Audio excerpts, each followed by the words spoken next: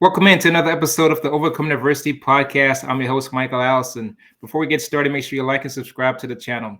Today's guest is Mr. J.R. Rennie. He is the founder of Brush Ministry, and he's also the owner and the CEO of his own software company. J.R., brother, welcome to the show, man. Thank you for the invitation, Michael.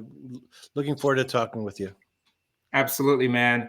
So I know it's been a while for us to get to this particular point because we've had some technical issues and things like that in regards to having this conversation. But I think this is good timing and perfect timing when it comes to going over challenges, especially in life when it comes to business and relationships and things like that. And I think you're a great guest to come and share with our audience some of the things that you've been through, man, especially when you've been trial and error and things like that, been through some things as a child. So if we could get started, man, can you tell us a little bit about your upbringing and how did you even get to this point if you even started your own ministry and even get into the software space?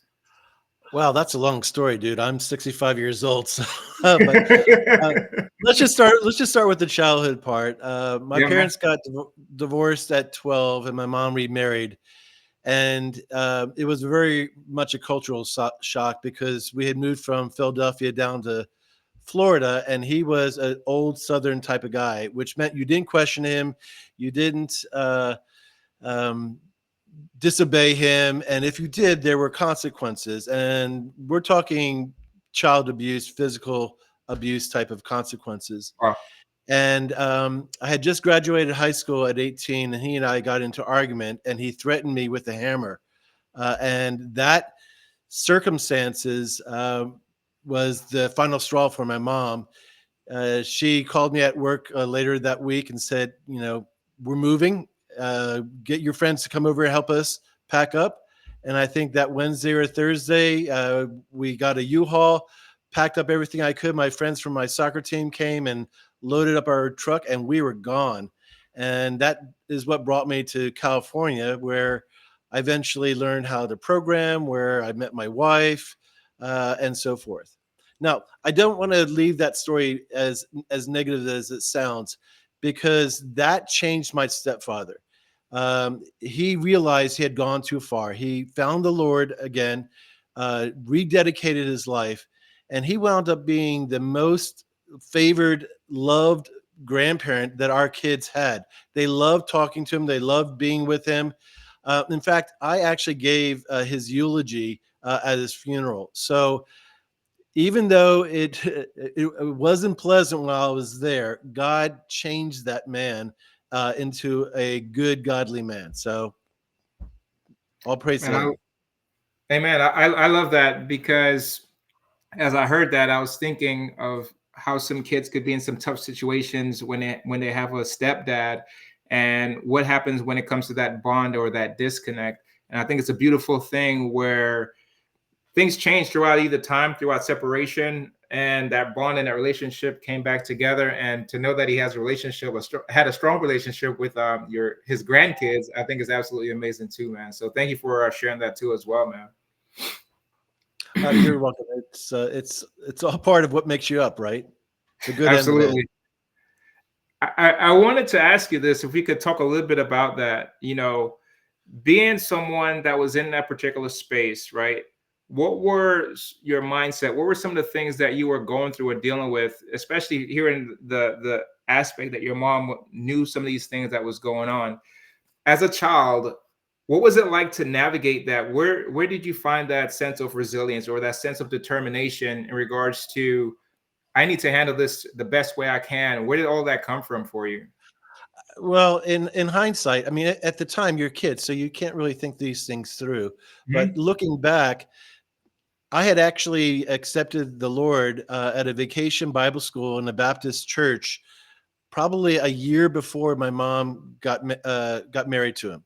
So I had the Holy Spirit inside me, and it was the Holy Spirit that restrained me from pulling a gun off the gun rack and killing him.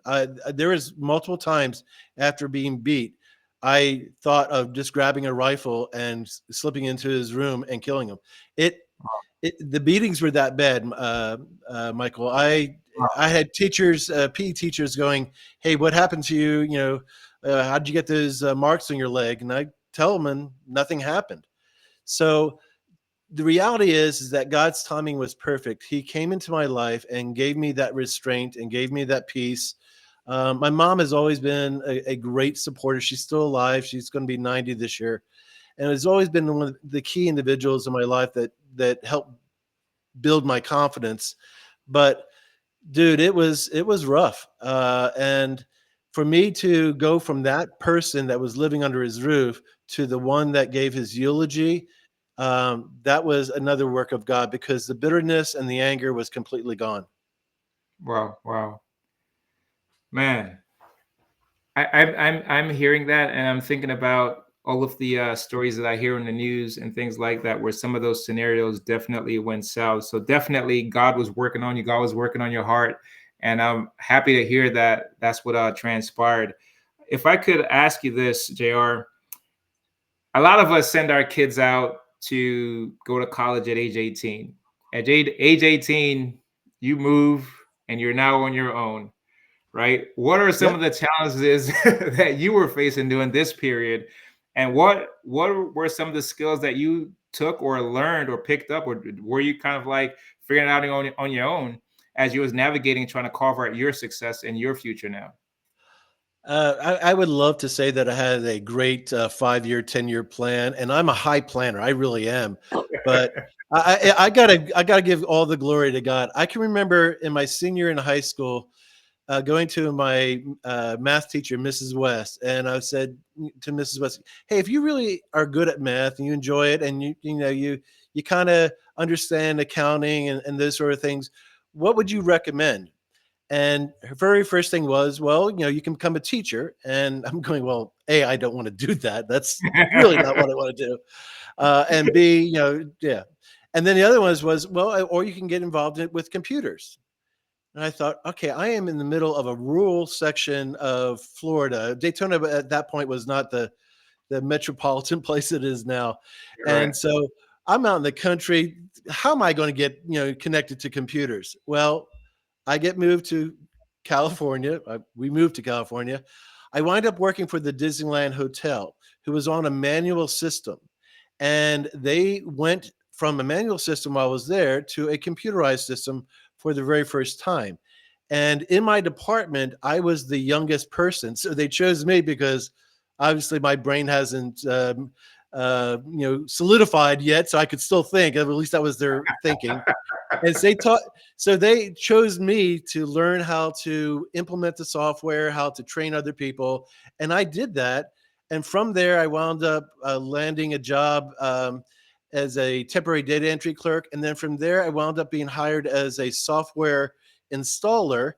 And while I was there installing the software, they asked me, "Go, would you like to learn how to program?" I said, "Sure, sure." So they sent me off to college, and they paid for a semester of COBOL.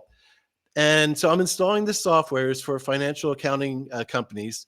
And the software developer program manager actually wound up getting into a fight with the boss and quit. So there was no other IT people in the company. So I'm Talking about installing right the place, right So I'm installing the software. I've got maybe 6 weeks of COBOL training, which is not the language that the software is written in, and Mhm. it's burning down. And I pick up a manual and I start reading the manual and figuring out how to fix the code. That's how I got into programming. And then in the back of my head, I'm hearing Mrs. West say, "You can get involved in computers if you really are good at math." I thought, God, that was a really smart lady. Oh my God. Man, that sounds like you were in the fire, Yep. in the midst of it, literally, and you were figuring things out. I think about that when we're like in the military and things like that. We could get all the training that we were going to get, but when things hit the fan, you got to be able and be prepared to react. Do you think having some of the things that you've been through younger, or do you think that while you were there living where you're at now and surrounding yourself around the people that you're surrounding yourself with kind of help you prepare, or could you even even speak more towards in regards to like your faith and knowing that you're in this space, all of these things is going on, but your trust and faith is in God, and He's going to get you through all these situations that you're facing. Well, I think it's a combination Okay. of faith and understand. I was backslidden at this point in time. Okay. I was not really following the Lord. I mean, Hmm. I had got saved at 12, and then was beat for 6 years, escaped that, and so forth. So I wasn't really following God very closely at that point in Hmm. time. And in fact, when this was all going on at that software company, I had just recently got married Okay. to my pregnant 16-year-old uh, girlfriend, who is now my wife after 45 years of marriage. So it Hmm. can work out. And I think it's a combination of God being faithful to the call in the person's life Hmm. in spite of their lack of faithfulness. See, Mm. one of the things that I've learned about Christianity is that when you come into that relationship, you are a son of the Most High God. You're a daughter of the Most High God. You're family. So even though I was not being faithful and going to church and doing the things that I should have been doing, God is still faithful as my father. And so, he'd whisper in my ear, "Don't do that. You're going to regret that," and start making those decisions. In addition to that, one of the unique things about my personality wiring, my design wiring, is that I'm very good at making decisions under pressure, trying to Mm. find that. That's just part of my wiring. And it's been consistent throughout my life that I don't lose my cool. I, I think things through. I come to the best possible situation outcome. One of the terms I use in my software company is disaster mitigation. You get a client that is furious at you or your staff or whatever, and you're trying to walk that tightrope of not throwing your employee under the bus because you Mhm. don't really think they're wrong, but also not insulting the customer, and trying to find that middle ground that allows you to save the relationship and still save the employee's relationship and still succeed at the end of that.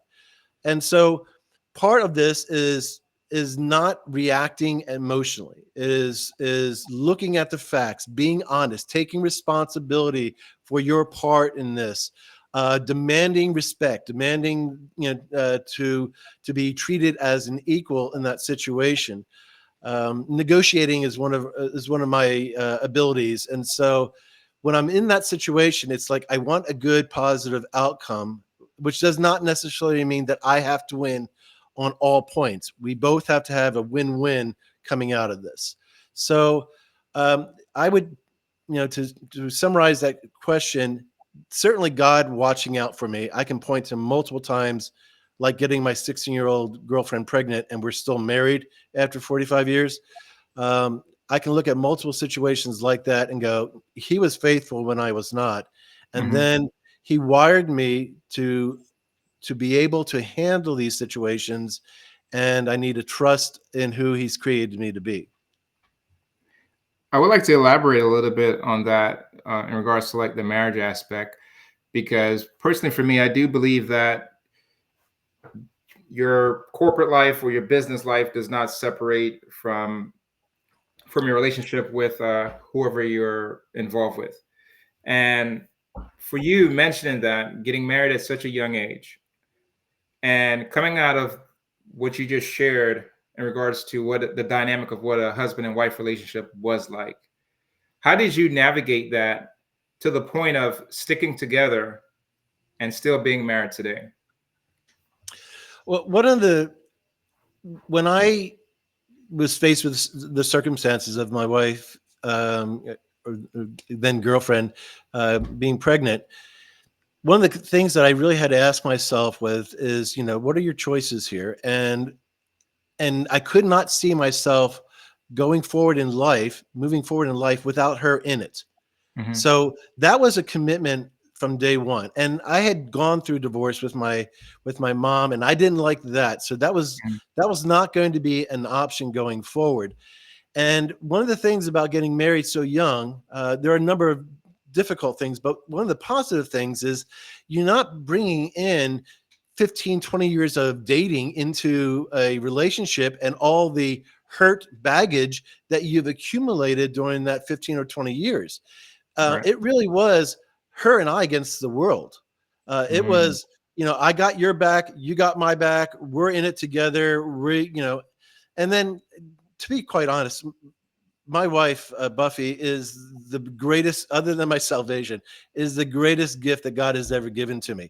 And one other thing, guys, if you find yourself in a situation and your wife is a Christian or your girlfriend is a Christian, understand she's got a daddy.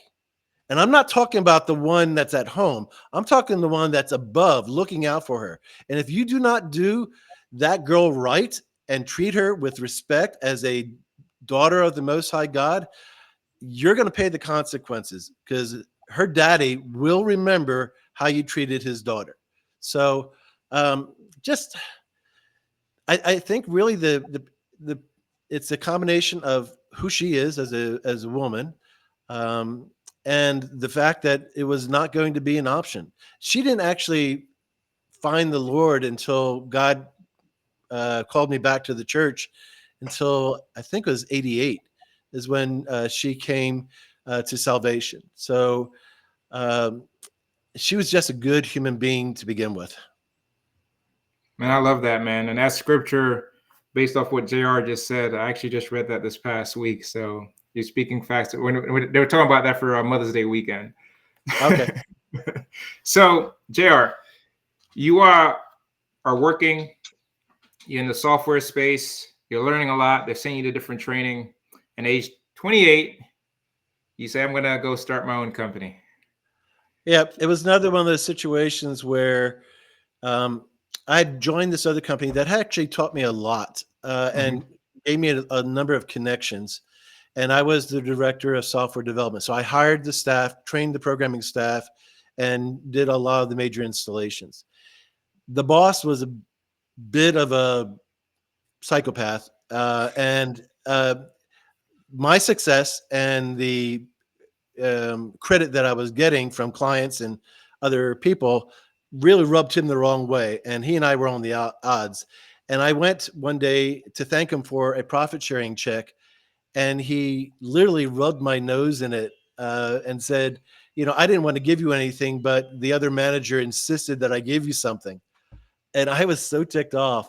Well, he Oh my had just ruined the relationship of another senior programmer that I had worked with there. And God. I contacted him and going, dude, this guy is nuts. And he says, why don't you come over and see what I'm doing? And so he was writing the basis of what was eventually released as the Assist software. And I was thinking, all right, well, I got this jerk I'm working for who doesn't appreciate all that I'm doing for him and all that I have done for him. I'm on salary, which means I owe him 40 hours a week, not 55 or 60 like I'm working. So I cut my time right down to 40 hours. And every hour that I would have normally worked overtime for the other company, I started joining Philip and working with him on during the night and on weekends. And at one point in time, he reaches over to me and goes, hey, we can really make a business out of this. Because I was just helping him out as a friend. Mm-hmm. And I go, dude, you're single. You live in Hollywood. I got a wife, 3 kids. I got mortgage. I can't just do this on a lark. You got to be all in. And about a month or so later, we were working on a Saturday, and he reached over and stuck out his hand, and he goes, if you want to do this, I'm all in. And I said, okay. I then went to all my clients at my current employer, and I said, I'm leaving. Um, I'm going to go and start my own company. If you guys want to come with me, you're welcome to. And they all did. Virtually Wow. every client came with me.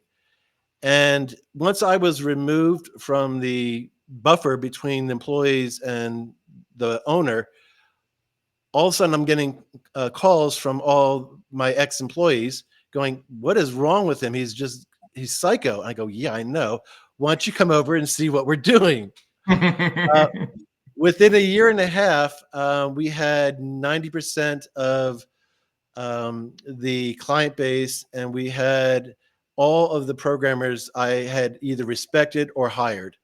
And about in 1989, we released that software, the Assist software, and started selling it as a standalone product.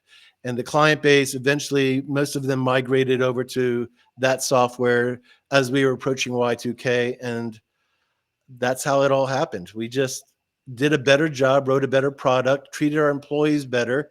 We're always respectful and willing to go the extra mile for our clients. And 37 years now later, it's still going.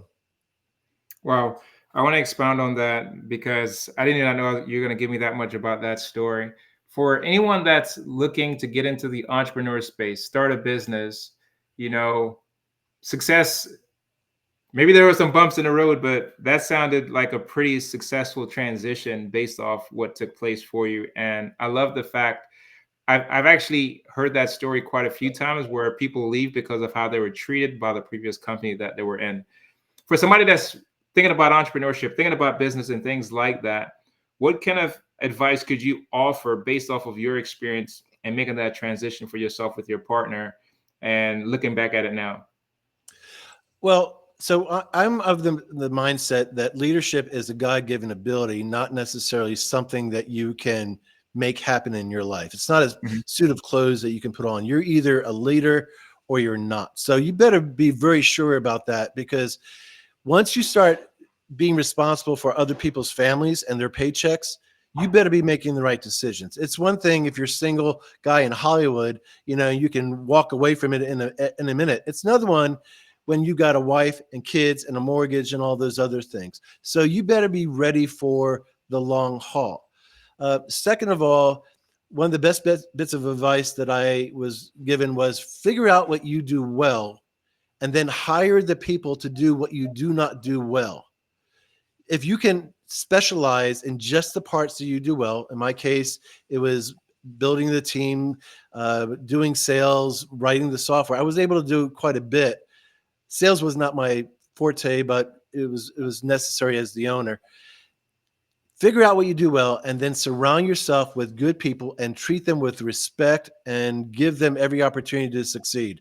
And guess what? If you got somebody that is a superstar, get them as a partner. Get them into some kind of profit sharing program. Make it so financially difficult for them to leave you, Mhm. and make it so difficult that they don't want to leave you, that they don't leave you and start their own business. Good advice, man. Thank you for that.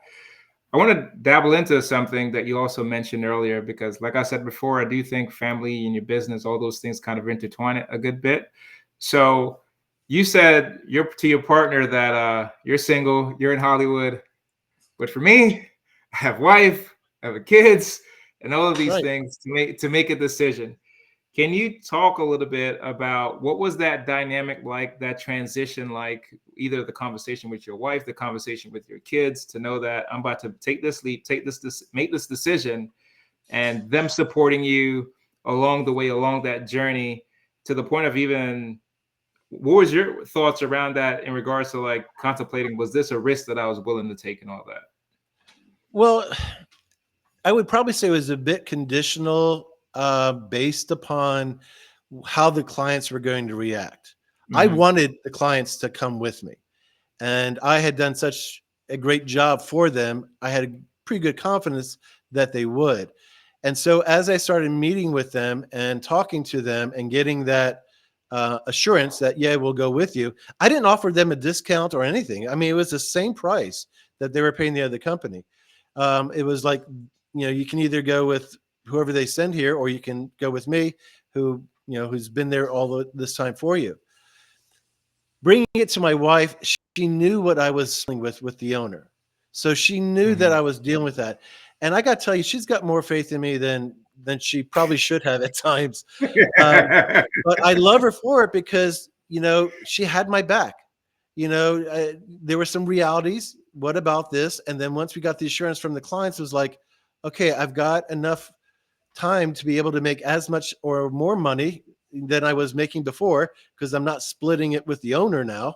And Mm. so um, I've got that part of it covered. So there was that period of time of uncertainty, and then it came down to all right, when do we actually pull the trigger? I think that was June of '88 when I finally left the the company, and it was by the end of '89 that most of the company was with me.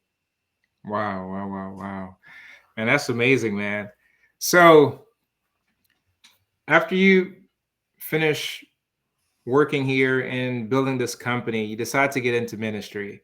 And I've I've been told, right, that I need to get into ministry, get into ministry, get into ministry. And even my wife, like people have been telling me and my wife, you guys need to get into ministry. You guys have a story. You guys could do a whole bunch of Right. great things.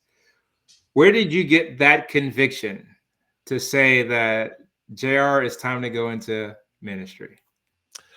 Well, let me address your situation first. Do not be constrained by what you think ministry looks like. We have a very creative God. Mm, And when I tell you the story about how I got to what I'm doing, you'll see that it's not your typical path. And I believe that everybody does have a ministry. And if you have leadership abilities, then you are supposed to start or be a lead in a ministry. So I do believe that. But it does not necessarily mean that you're going to be the pastor and dealing with people's family, crises and so forth. There is, just like there's so many different parts of the body, physical yeah. body, fingers and arms and so forth. There are that many different areas to minister in within the body. And that's what our ministry does, is help people figure that out. So to answer your question, so I had an employee that I'd been working with for a while who had a substance problem. We'll just leave it at that. Mhm. And finally got to a point where I couldn't work with him any longer, and I let him go. That was at the end of 2015, beginning of 2000, at the end of 2014, beginning of 2015. By the end of 2015, um, unbeknownst to me, his actions had destroyed the relationship with my two largest clients. Oh, And wow. so 2/3 of my income was gone by the end of 2015. And we had our first ever loss.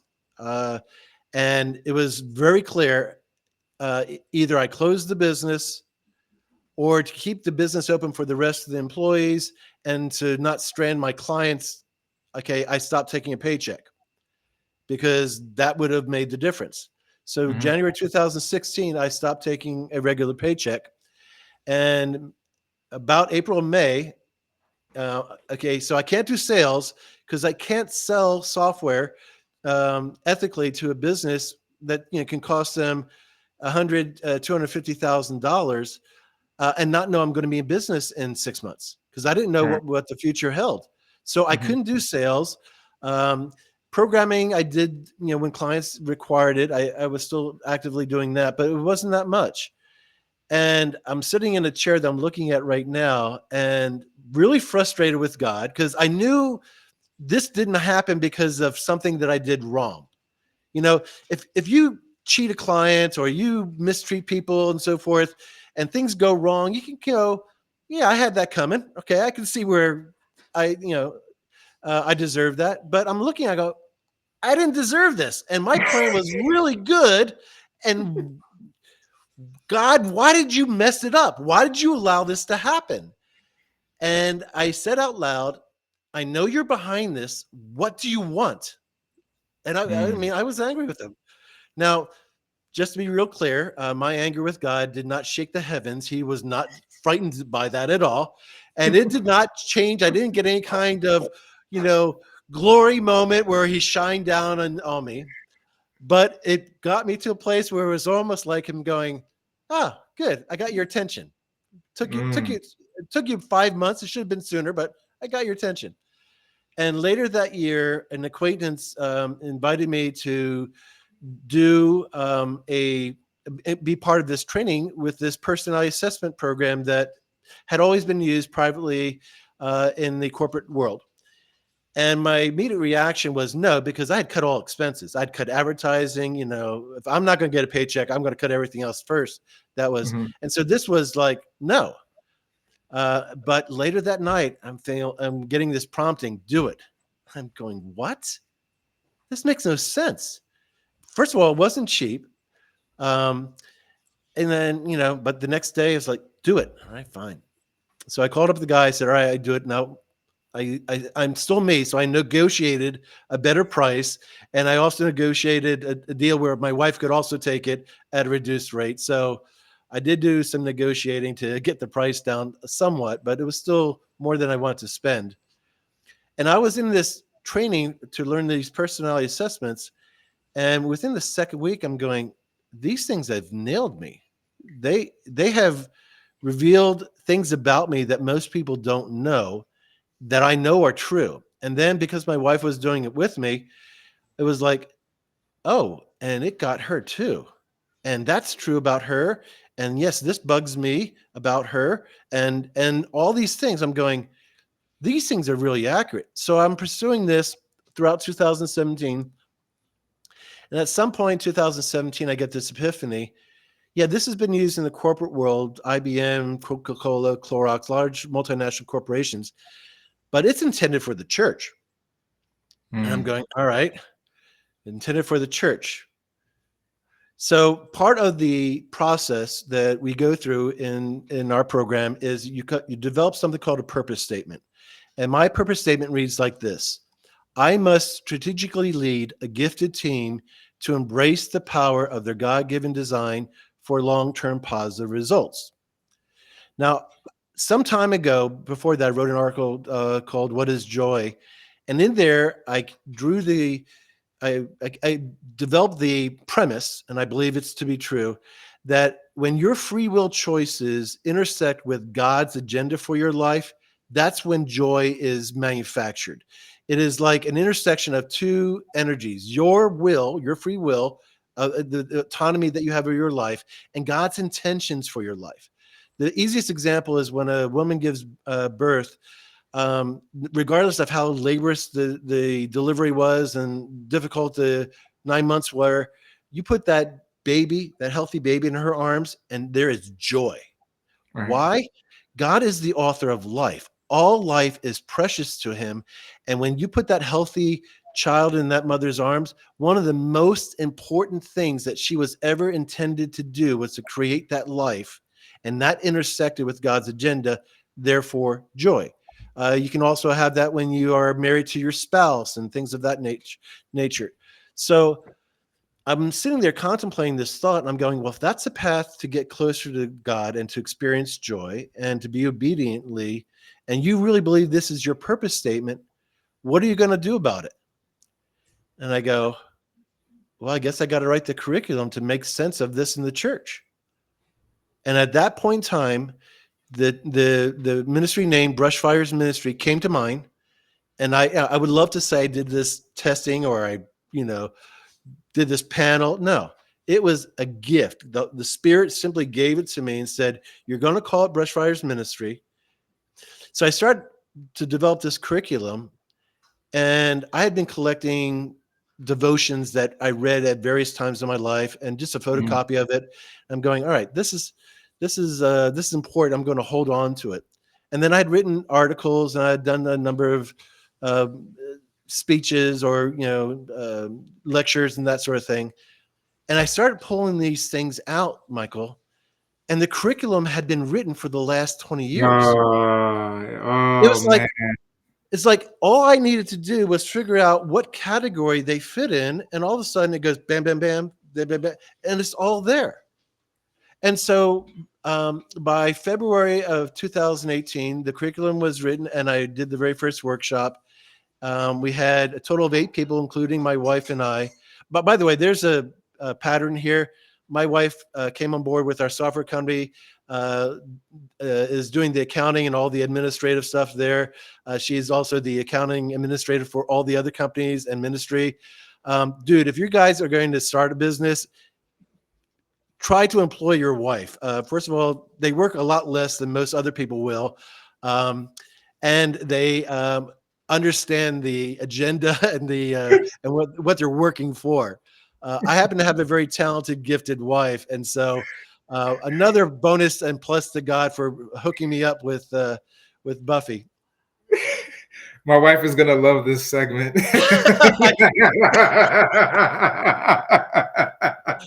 Yes. So she's the wing, a wind beneath your wings too, I'm guessing. Yeah, man. She's with me every step of the way. I'll be honest though. Initially, I was not really on board with that, and as I kept kind of like fighting it, and she would be over my shoulder and she was seeing what I was doing. I was like, oh, she's making sense. Oh, she could do this. And eventually I was like, all right, come on, let's go. And we've been together, and she's been a tremendous, tremendous, tremendous asset helping me with my business, man. So I 1,000% agree with you, man. But you did it. You did it immediately. You know, it took a while for me, but I applaud you for that, man. Yeah, it's really a necessary thing to have that support. And the more they understand what's going on, the more Mhm. they can be real with you and can be there for you. So When true. we had that loss in 2015, she knew it. She saw it coming.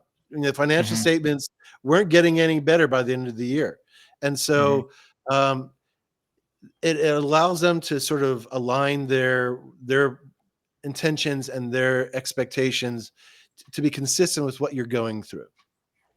Absolutely, man. I want to ask you this as we get ready to wrap this up here in a little bit. You know, based off your experience in life and in business, can you elaborate about what were some trying times that you faced, right? And how did you and your wife, right, encounter that? And then how did your faith get you through some of the tough times, the tough situations, whether it was life or in business? Because I know as a business person, right, you're going through some things, you're making that transition. You said that she saw things in 2015 and things like that. When you guys have been through either some personal things or some business adversities and challenges like that, how did you guys get through that? Where did you guys dig in for that? Well, so as I said earlier, I was backslidden from 12 years old pretty much to about 27, 28. Right about the time that I'm starting the company. Okay, I'm Mhm. doing that. A number of things happened at that exact moment. First of all, I was given a dream by God that scared the tar out of me. That basically the message was, get your family to church now. And we can Mhm. talk about that in some other day. That's another story. So our family is going to church. I'm starting the business. So we got that stress going on. And our youngest son, Patrick, was diagnosed with epilepsy about 6 months later. So one of the things that God is, his timing is perfect. And if you feel his prompting, do not delay about what he is calling you to do. Because what he's saying is, you need to get your act straight now, because what's coming down the road for you is going to wipe you and your family out if you are not on board with what I'm telling you to do. So for me, it was get to church, be surrounded by believers that could support you, because you're about to go through a really difficult time. So Mhm. I would say, first of all, our faith that God is always in control. Take ownership of what you did wrong. Were you gambling, on the stock market, or were you making sound investment choices? And sometimes you lose even when you're making sound investment choices. Here's the thing: is that it's always been my wife and I against the world and the world system, if you will, that's going on, Mhm. and we've got each other's back. And as long as you don't let other people get in between you, friends, family members, and you guys have each other's back. Here's the thing: a marriage is a partnership, is a union created by God when it is ordained by God and is blessed by God. And if you bring him into that relationship where, as it says in Ecclesiastes, a cord of three is not easily broken. Well, you're one part of that cord, your wife's the other part of the cord, and Christ is the other one that's holding you Mhm. guys That's together. right. That's right. When you are in that sort of situation, remember who God is and remember who you belong to. You are son of the Most High God. You are adopted into his family. You have more rights as an adopted child of God than any other type of relationship, because God will never dis, you know get rid of you. He will never say, "Oh, that's too many mistakes. That's it. You're done." That's not our God.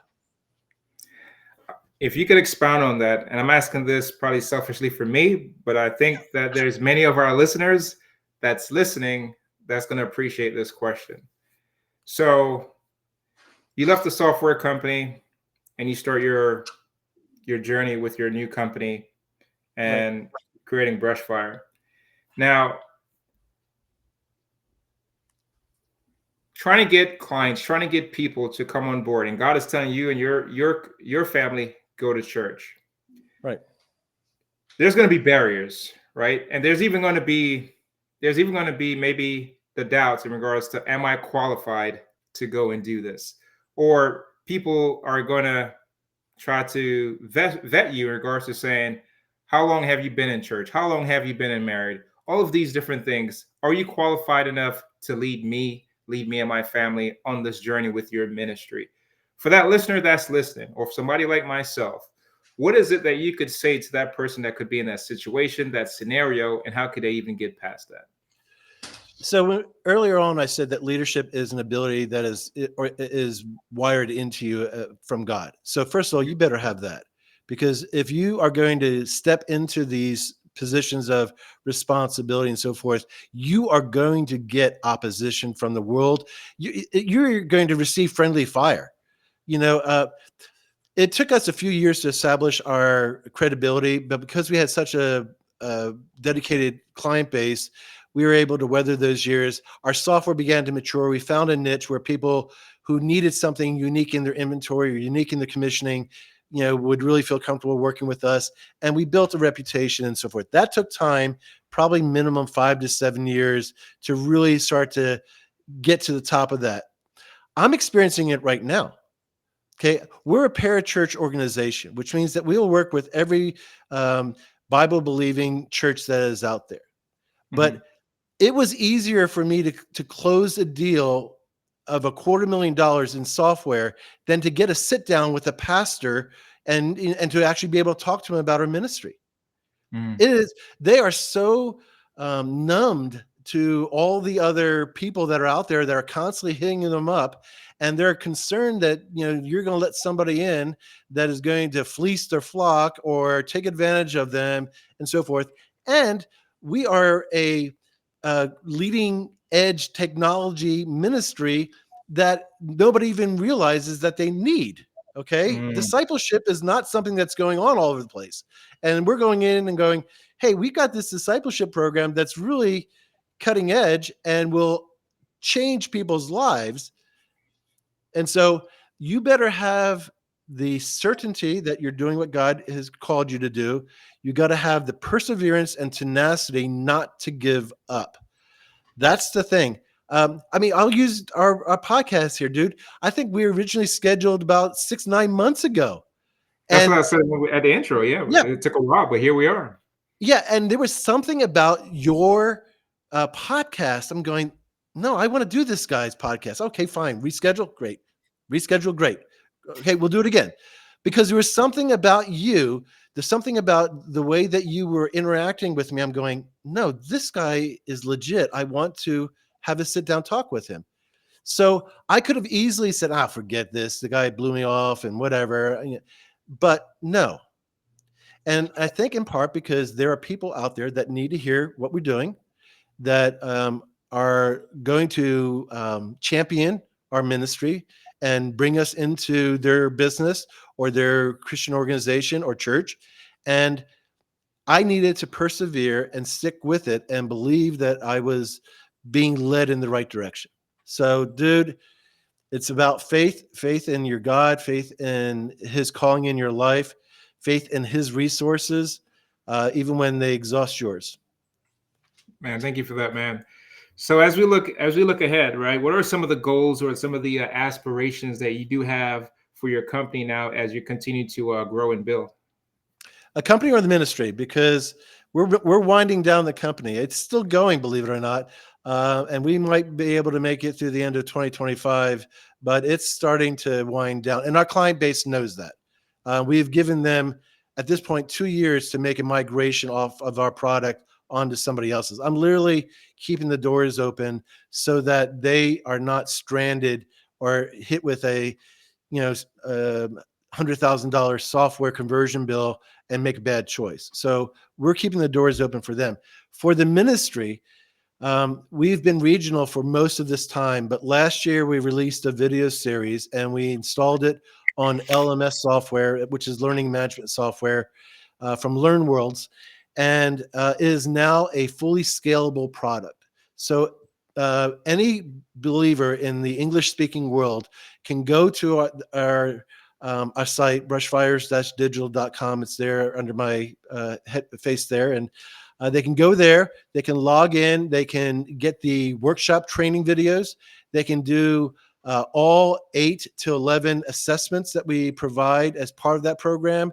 They can get a purpose statement like I did, which was used to create my ministry or convicted me to pursue that ministry. They can go through that coaching. It is all available. And, you know, the reality is probably one of your listeners is going to open up that door for us in your region, and God bless them. Thank you. Amen. Looking back at your life, JR, and all the challenges and adversities that you face, I know your life could be an impact to our listeners, man. What are some key takeaways and what are some lessons that you can share with our audience, man? Well, first of all, if you've been accepted into Christ, regardless if you're backslidden or not, if you accepted Christ as your Lord and Savior, that deal is permanent. That deal is there for life. And he is always waiting as a prodigal for you to return home. And he's not going to sit there and scold you and tell you what you did wrong. He's going to embrace you and ask you to come in. Second of all, life does not end in your 50s or 60s. About a year or two after we started the ministry, I was in this prophetic conference, and my wife and I were picked out of the audience of about 150, 200 people. And they said, "You stand up," stood up. "You think that your life is all behind you. You think that your best days are behind you. I'm telling you that God has new plans for you, that you're going to be talking to leaders and industries and colleges and so forth, and your best days are coming ahead of you." This is a guy that I've never met, pulled my wife and I out of the crowd and spoke that word of truth into my life at a time where I really needed some encouragement. So ministry does not stop. I got to tell you, how many rounds of golf can you play? One of the things that we tell people is that if you want to be miserable in life, focus on your needs and your wants and desires. You want to have a joy-filled life, figure out how you were created to serve other people and do that. You were mentioning earlier about getting involved in ministry. Dude, all it is how do you serve people? A purpose statement is how you figure that out. And it says, this is how you serve people. It's when I analyzed that and said, if you really believe it, what are you going to do about it? That the ministry was created. God's waiting for all of his sons and daughters to say, all right, Lord, I really believe that you created me for a purpose. I think this is what you've created me for. I'm all in. And you Wow. reach out your hand and you shake it with God. And he says, okay, son, the journey is about to begin. Buckle up. This entire week, something that has continuously replayed over for me is building a heritage and also just being a good steward.